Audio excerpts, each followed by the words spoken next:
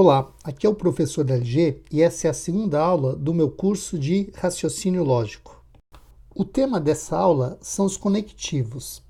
Como que a gente vai definir? Os conectivos são palavras que servem para criarmos novas proposições a partir de outras.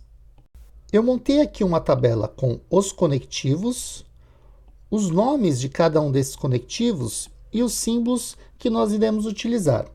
Então, o primeiro conectivo é o não. O não é chamado de negação. E o símbolo da negação pode ser tanto um tio quanto uma cantoneira. Esse símbolo aqui é chamado de cantoneira. Outro conectivo é o e. O e é a conjunção. E o símbolo da conjunção é um Vzinho para baixo, né? Um Vzinho virado de cabeça para baixo. Depois eu tenho o ou, cujo nome é disjunção e o símbolo dele é um Vzinho. Agora, eu tenho dois tipos de disjunção. Eu tenho a primeira disjunção, que o símbolo é um Vzinho, e tem uma outra disjunção, que é o ou, que é chamado de disjunção exclusiva, cujo símbolo é um Vzinho sublinhado.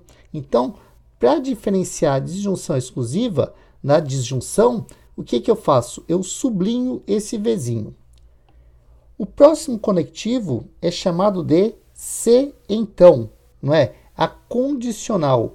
A condicional utiliza como símbolo uma flecha apontando para a direita. E depois da condicional, eu tenho se e somente se, que é chamado de bicondicional. E o símbolo da bicondicional é uma flecha apontando para os dois lados. Lembrando que proposições são palavras que servem para criar novas proposições a partir de outras, eu tenho aqui o diretor da construtora é engenheiro. Então, essa é uma proposição. E eu vou criar uma nova proposição a partir dessa. Como que eu faço isso? Usando o conectivo não, usando o conectivo de negação. E aí eu crio o diretor da construtora não é engenheiro. Ou seja, eu tenho aqui, inicialmente, uma proposição que eu posso dar o nome de P. O diretor da construtora é engenheiro. O que eu faço? Eu crio a negação dessa proposição. Então, simbolicamente, eu estou criando a negação de P. Aí, o que eu tenho?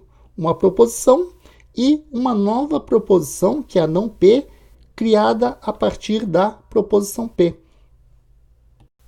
Eu tenho aqui duas proposições simples. O Sol é uma estrela e Marte é um planeta. Eu vou dar o seguinte nome para o Sol é uma estrela. Vou chamar essa proposição de Q. E Marte é um planeta, eu vou chamar de R. A partir de Q e de R, eu crio uma nova proposição. Eu quero criar uma conjunção. Então, simbolicamente, eu vou criar o quê? Q e R. E aí, como é que fica? Bem, Q e R vai ser lido como o Sol é uma estrela e Marte é um planeta. Então, essa conjunção ela é identificada por quê? Pela palavra e, ou seja, e é o conectivo. Eu tenho o Sol, uma estrela, proposição Q, conectivo e Marte é um planeta, proposição R, gerando a conjunção Q e R.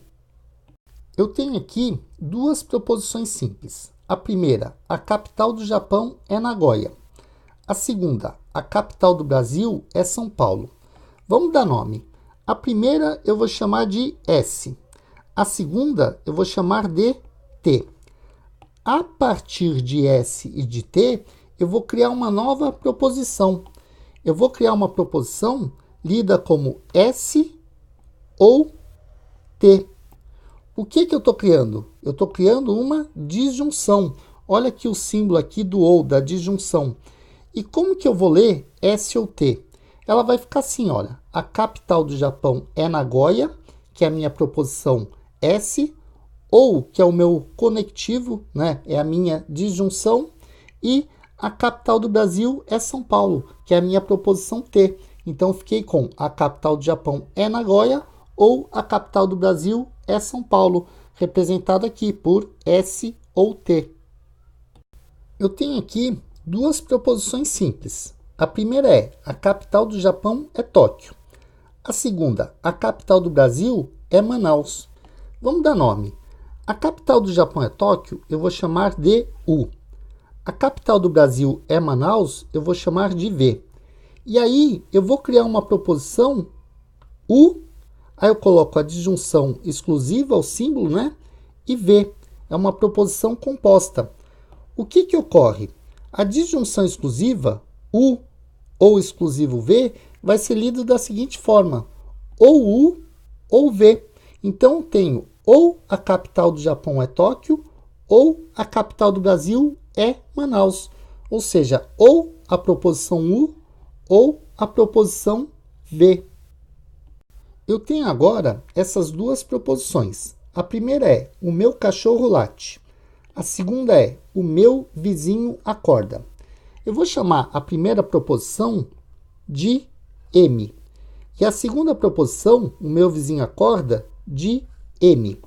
E a partir dessas duas proposições, eu vou criar uma proposição condicional. Simbolicamente, eu vou fazer M, o símbolo da condicional, N. Ou seja, o que eu tenho aqui é um se M, então N. Como M é o meu cachorro late e N é o meu vizinho acorda, eu vou ter se o meu cachorro late, então o meu vizinho acorda. O conectivo está aqui, ó, condicional. Se, então. Então, ó, se a proposição M, o meu cachorro late, então a proposição N, o meu vizinho acorda. Eu tenho duas proposições simples. A primeira é: o número 10 é par. A segunda, o número 10 é múltiplo de 2. A primeira eu vou chamar de A. O número 10 é par. A proposição ficou sendo chamada de A. A segunda eu vou chamar de B. O número 10 é múltiplo de 2. E aí eu vou criar uma nova proposição a partir dessas duas. Qual proposição? Que tipo? Uma bicondicional.